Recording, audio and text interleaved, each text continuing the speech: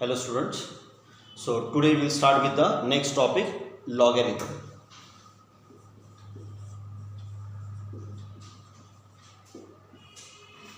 So this topic is also very important from the point of your examination, because on this topic you will get the question for each 2 marks, for 5 marks in section B, as well as for 7 marks or for 8 marks in section C.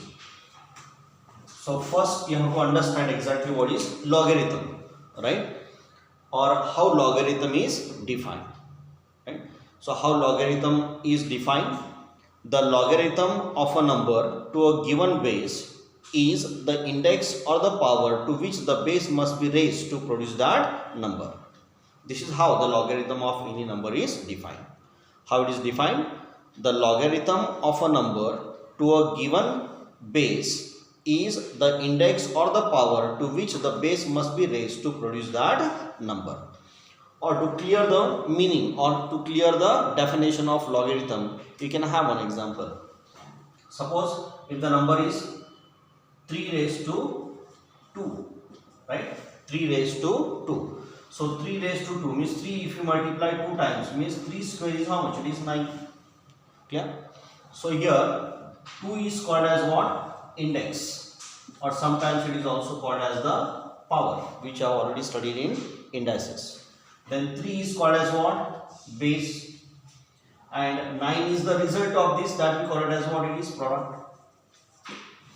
Clear? So how logarithm is defined? The logarithm of a number to a given base is the index or the power to which the base must be raised to produce that number.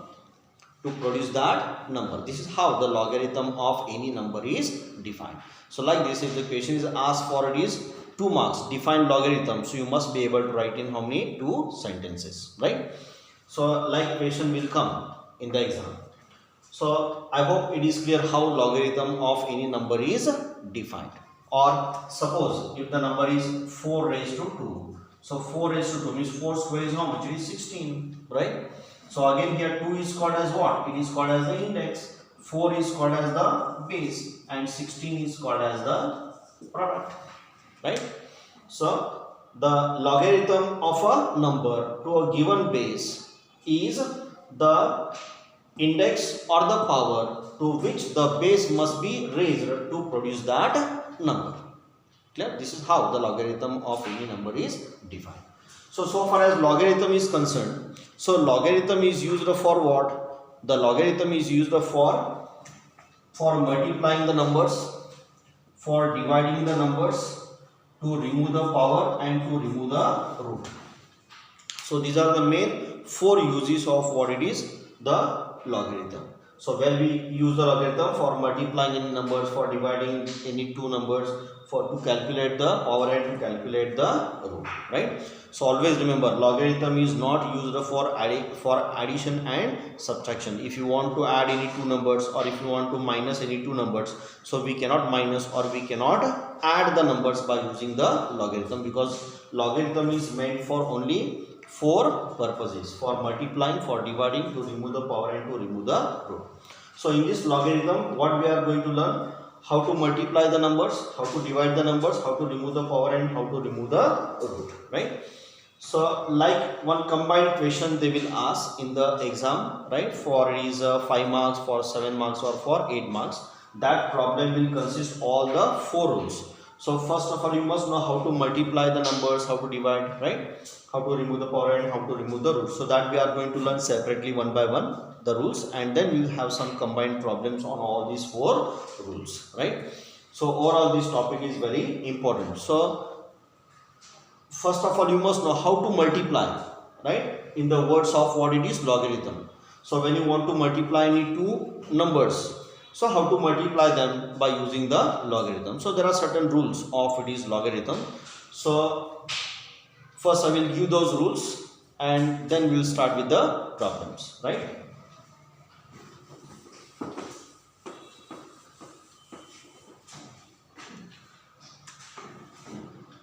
So you give the heading, that is rules or laws of logarithm.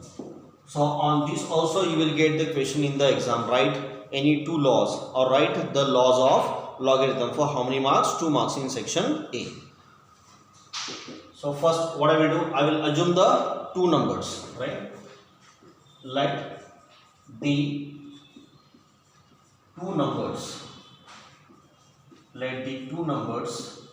be m and n. Suppose there are two numbers m and n. Now my first rule is, if you want to multiply these two numbers, means if it is m into it is n, right?